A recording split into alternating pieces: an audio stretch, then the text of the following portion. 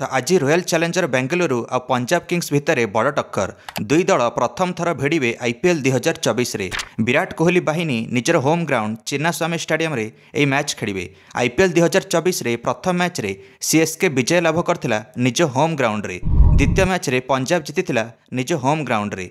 तृतीय मैच रे भी केकेआर जीतिला निज होम ग्राउंड रे। चतुर्थ मैच रे राजस्थान रॉयल जीतिला निजर होम ग्राउंड रे। पंचम मैच रे गुजरात टाइटन्स जीतिला निजर होम ग्राउंड रे। एवं षष्ठ आईपीएल मैच रे आरसीबी जीति पारिबो कि निज होम ग्राउंड चिन्नास्वामी रे।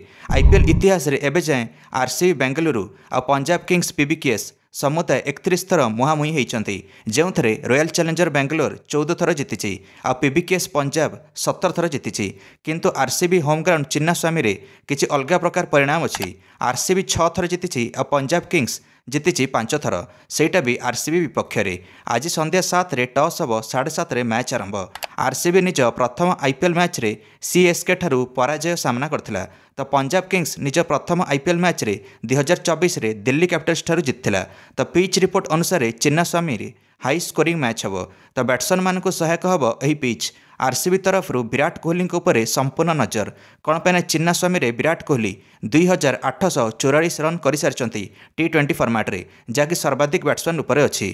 तो एवरेज हो 37, स्ट्राइक रेट 140। अन्यपटे पंजाब किंग्स कैप्टेन शिखर धवन उपर नजर रहिबो जे 3944 रन योगदान देइछंती जेतळे पंजाब जीति। आकलन कराउची पंजाब किंग्स जदि प्रथम बैटिंग करे ताले 210 रु 220 रन भितर स्कोर करिवो।